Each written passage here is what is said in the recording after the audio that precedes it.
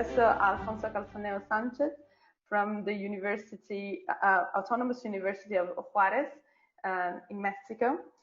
Professor Sánchez has been an academic and a practitioner. Notably, he has worked at the Inter-America Court of Human Rights and at the African Court of Human and People's Rights, and has been twice appointed as a member of the Human Rights Commission of the state of Tabasco in Mexico. He has a very interesting topic, internet access and the right to education in times of COVID-19, a Latin American perspective. Thanks to the efficiency of the Chinese University of Hong Kong team, this particular presentation has been recorded. So we are going to play the recording now, and Professor Alfonso Sánchez, of course, will be here afterwards to address all the questions. So I may ask our co-hosts, yes, to play the video. Hello, my name is Alfonso Calcáneo Sánchez. I'm Professor of Law at the Juarez Autonomous University of Tabasco in South Mexico. And I believe that as many of you have gone through this complex and unprecedented process of adaptation in the way we lecture, research, and study law during the pandemic.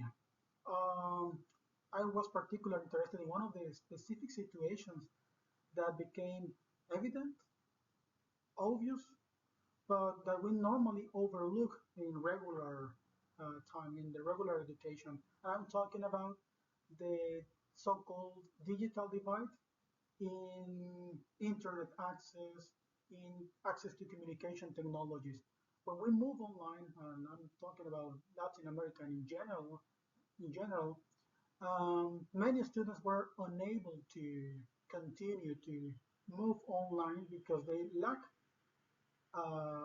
computers in their homes, because even if they have internet in their mobile phones, all is not sufficient to continue their education, courses, lectures, make works, conduct research, etc. So this paper and my presentation is devoted to the relation between internet access and the right to education in the times of COVID-19 from a Latin American perspective. This is how the presentation is organized.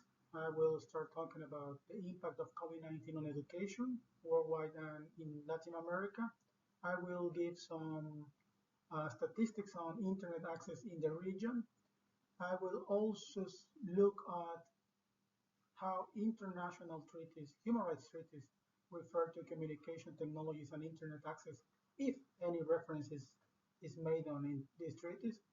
I will also discuss whether internet should be regarded as an educational tool, or whether it has become an essential feature of the right to education, specifically from this experience of COVID-19. I will also address the present status of the so-called right to internet access worldwide and in Latin America. And I will conclude with some of my personal experiences from the region, from Mexico. According to UNESCO, 91% of the student population worldwide was affected by the pandemic. That is nearly 1.6 billion students. Even today, mid-June, 1.1 billion students remain out of the schools.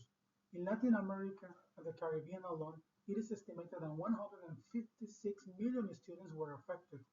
In order to reduce the impact on education, many governments decided to move online. And when that was not possible, decided to broadcast on TV and radio.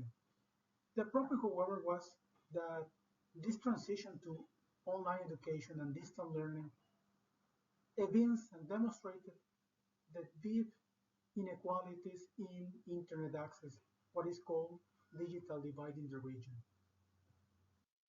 The present map illustrates the school closure in Latin America.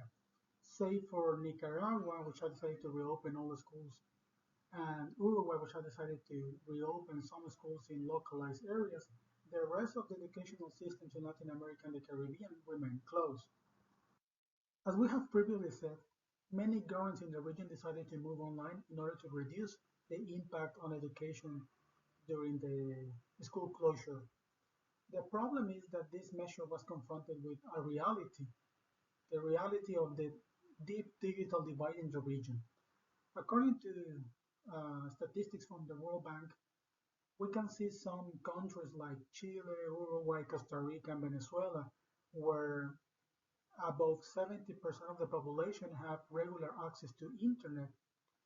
Some of the biggest and most populated countries in the continent, like Brazil, Mexico, Colombia, and Peru, they are in the middle of these statistics. They have around 70 to 53% of the population with regular access to internet. At the bottom, we can see countries like Bolivia, Salvador, Honduras, and Nicaragua, where less than 50%, and in some cases like nearly 30% of the population have access to internet. Internet access is not the only question in this formula. We also have to look at broadband speed because it's not only about having internet, but also having a good quality in internet access. So if we look at the internet speed, the broadband speed, we will see that some countries in the region are ranked among the 50 fastest countries worldwide, like Chile and Panama. Mid-table, we have countries like Brazil, Argentina, Mexico, and Colombia. At the bottom, from 144 countries, we find countries like Cuba and Venezuela, which are really, really among the poorest internet connections worldwide. So under this scenario, we can see how the transition from in-person education to online education was really, really complex because not all the students were capable of following the transition to distance learning. If we consider these figures, we will see that, for example, in a country like Brazil, 30% of the population was not able to transit to online education. And in countries like Salvador, Honduras, and Nicaragua, really a small percentage of the student population was able to continue this route. It was this deep inequality in internet access in Latin America what encouraged me to analyze the possible connection between communication technologies and human rights law. The first thing I decided to do was to look at international human rights treaties and the possible reference on them to internet and communication technologies. As we can expect, early human rights instruments like the Universal Declaration on Human Rights, the International Covenant on Civil and Political Rights, and the International Covenant on Economic, Social, and Cultural Rights made no reference to internet and communication technologies. It appears to be hand in hand with the development of these technologies how we find reference on international human rights law. For example, the Convention on the Rights of the Child of late 80s makes the first reference to technology in a human rights treaty. It says in relation to the right to education that the states have the obligation to facilitate access to scientific and technical knowledge and modern teaching methods. It was not only until the Convention on the Rights of Persons with Disabilities in the 21st century in 2006 when we see a more specific reference to communication technologies, perhaps the best in a human rights treaty. It says in relation to cultural rights that the states have the obligation to promote the availability and use of new technologies, including information and communication technologies. The problem is that both the Convention on the Rights of the Child and the Convention of the Rights of Persons with Disabilities belong to the so-called group rights. So we cannot say that by relying on these two conventions, all the students will be benefited with this reference to communication technologies. So if we want to really find relation or considering internet as part of a human rights, it will be necessary to consider it under the Convention of Economic, Social, and Cultural Rights and in relation to the right to education, specifically for the purpose of the transition from in-person education to online education during the pandemic. According to the United Nations Committee on Economic, Social, and Cultural Rights, The right to education must meet four essential features in order to be complied by the states. It needs to be available, accessible, acceptable, and adaptable. The convention, however, makes no reference to internet or communication technologies, so we cannot make an explicit connection between internet and the right to education. However, when we look at the present circumstances, when almost all countries have moved from in-person education to online education, we may conclude that internet is no longer an educational tool. Today, internet is perhaps as important as it is the classroom during regular education. Additionally, we consider the evolutive nature of human rights instruments, then we may also say that perhaps today the right to education has evolved in a way that internet has become an additional essential feature for education. What do you think about it? Is it an educational tool, or perhaps internet has become an essential feature for education? In the previous slide, I discussed whether internet has become an essential feature of the right to education. Now I want to analyze whether there is an independent right to internet access. At the international level, some United Nations bodies have recognized the relation between internet and the enjoyment of certain rights. For example, the Human Rights Council and the Special Rapporteur on the right to freedom of expression have concluded that the arbitrary deprivation of internet connection could lead, under certain circumstances, to a violation of the right to freedom of expression and freedom of association. Unfortunately, no international human rights treaty still recognizes the right to internet access, and there is no common agreement among the states on the status of this claim. So if we want to look whether there is a right to internet access in the region, we would necessarily have to look at the domestic level in Latin America. At the regional level, no human rights treaty from the Organization of American States recognizes the right to internet access, even though some states do recognize it at the domestic level. For example, Mexico has granted constitutional status to the right to internet access, and Costa Rica has recognized it through the jurisprudence of its constitutional court. Even those states we have not recognized this right explicitly have done important efforts to reduce the digital divide, for example, by giving computers to the less favored people in their countries. So I think in Latin America we see a good tendency to the recognition of the right to internet access. Now I would like to share some of my impressions as a professor of law in South Mexico. From my students, only 80% of them were able to transit from in-person education to online education. So it means that nearly 20% belong to this digital divide we have been discussing throughout my presentation. I also found that many students are still very dependent to hard copies of their books and materials. So for them now that the university and the libraries are closed, it has become very difficult for them to find reliable sources online, especially those who have connectivity problems. I also found very important from the very beginning to remind students that all those ethical considerations applicable to in-person education are also applicable to online education. So, if after the pandemic we will rely more than before on distance learning, I consider it will be very important to keep up these three considerations. We have to work on more as a society in reducing the digital divide, so ensuring more students can access internet from their homes.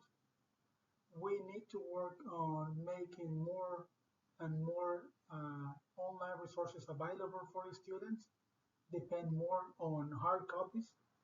And we also have to work on ethics in distance learning. As my conclusions, internet should no longer be considered only as an educational tool. In fact, internet has become an essential feature of the right to education, especially under the present pandemic. Governments must continue working in making communication technologies more accessible for the less favored. Although there is no international recognition of the right to internet access, regional experiences at the domestic level in Latin America appear to suggest a growing tendency in that direction. If COVID-19 will transform the way in which schools and universities educate in the future, institutions in Latin America should pay more attention to the ethics in online education and in making more and better online resources available. Thank you very much. I look forward to your questions and comments. Bye-bye.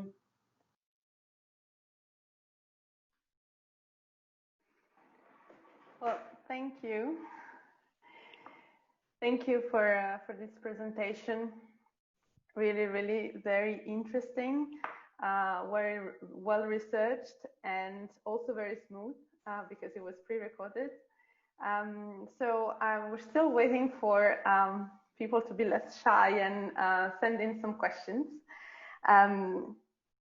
I will ask my own, waiting for that. I do have two questions, and I'm really a little bit torn about which one I should be asking. I think it's interesting to discuss the digital divide. And let me just briefly share my experience.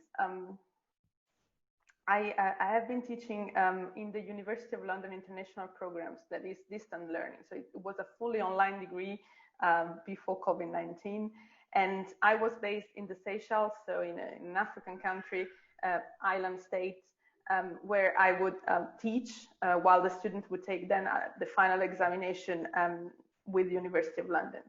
And because much of the material was also online, and not all of the students had access to the internet, the university had provided an infrastructure for them to come on campus and access the resources that they needed, print out, etc. And sometimes also we as teachers, we would actually help the students with overcoming the fact that they didn't have access to the internet.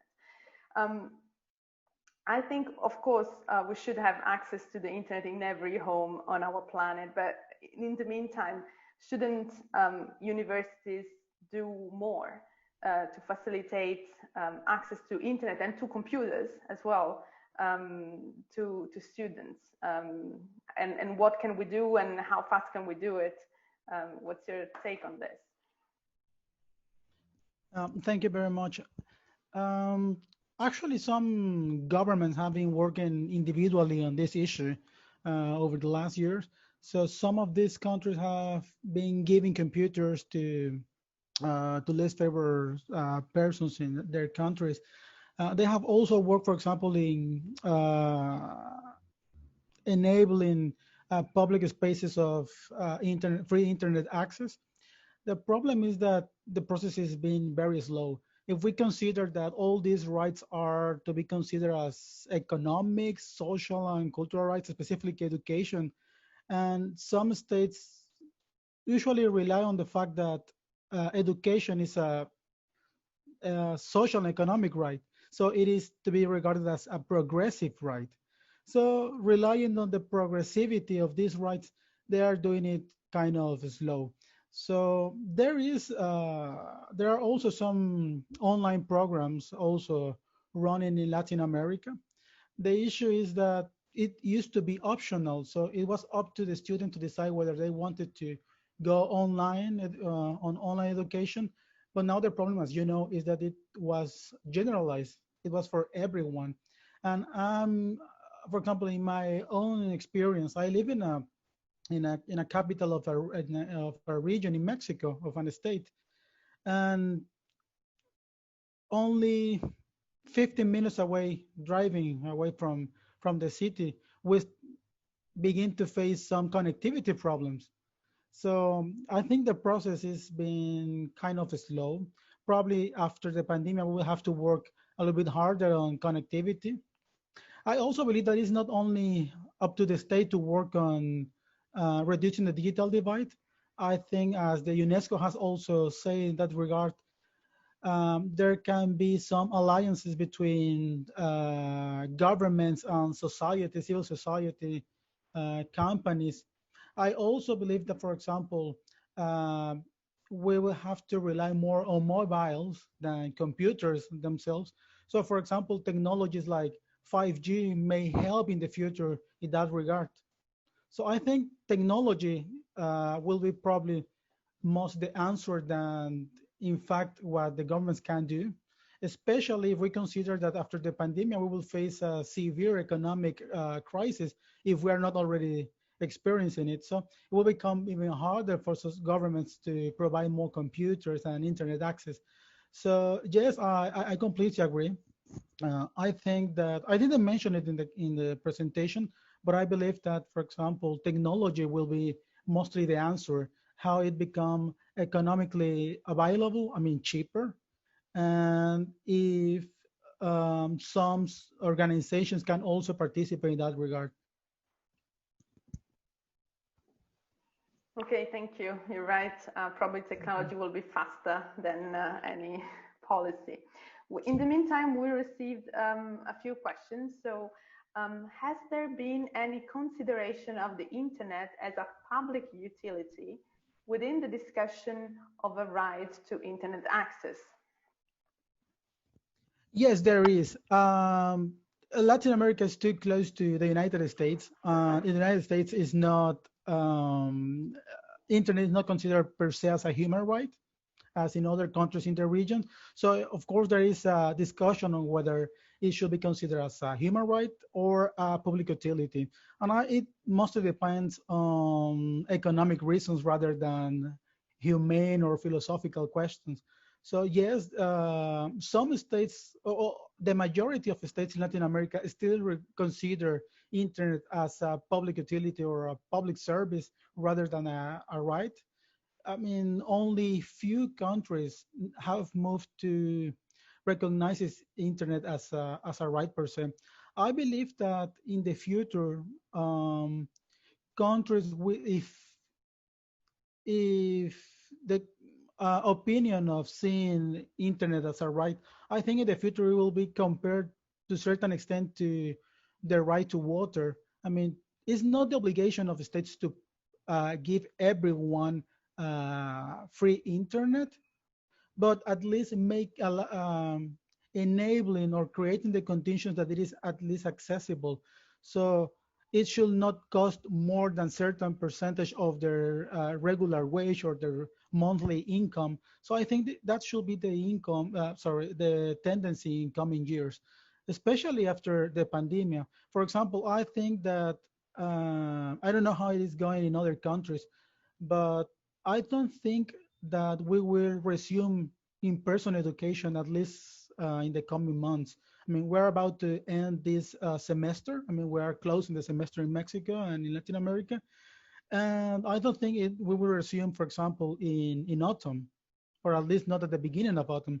So under these circumstances, I believe that more questions on the role of internet will start to arise in the coming months, because it's not only about, I know we're talking about education, but it's not only about education. For example, for professors, it's not education, it's our job, it's our work. So it's not only to be seen as an educational tool, but also for other activities and accessing public services. So I think all these discourses, all these arguments will, I think it will foster the argument of probably moving towards the recognition of internet as something more than a public utility or a public service. Sure, I really think so too, and I hope also that it will be like this. We received another question. I think we have the time to address it. First of all, there has been a comment that you made an excellent and important presentation to understand the reality of Latin America, and and I think I really subscribe to that. And also a question.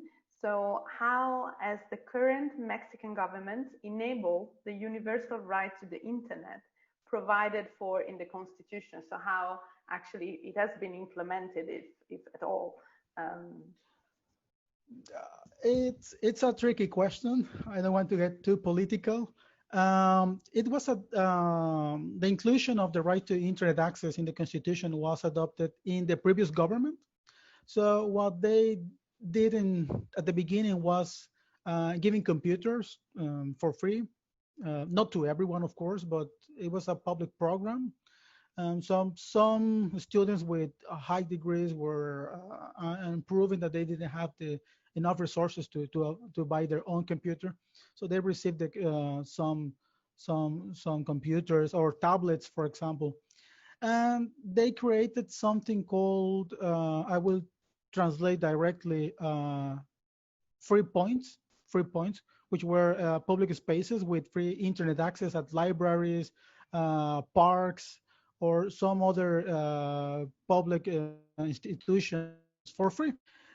At the beginning, it worked well. I mean, internet connection was not as fast as we could have expected, but now after 5, 6 years, I mean, they fail. I mean, they are not all working. I will say that perhaps a half of them are still useful or working. And the problem is that at the beginning it was because we didn't have the experience of the pandemic. So it was thought that probably by having internet access for free in public spaces, that will be enough for granting this right. But now that we have to be, at our homes, that we cannot go to these public spaces, so it becomes evident that internet access is not only to be in those public areas, but in our own homes. It's like water, as I've said before. It's not only having water in a public park or in a fountain, but also having it in our home. So I think it's the same situation. It's not been easy. Mexico is a developing country, and perhaps not as big as Brazil or India, as we have been discussing before. But I mean, it is also a 130 million people country, so it's quite a lot of people. And if we consider that in Latin America, approximately from 40 to 50 or even more percent of the population is poor, so if we translate this into money, it represents a quite big requirement for governments and societies. So I think there was a tendency at the beginning of considering that it was only about recognizing it, but it became evident that it's a little bit more than that. Sure, absolutely. And let's hope that with this experience of the pandemic, we will be able to understand how important that is.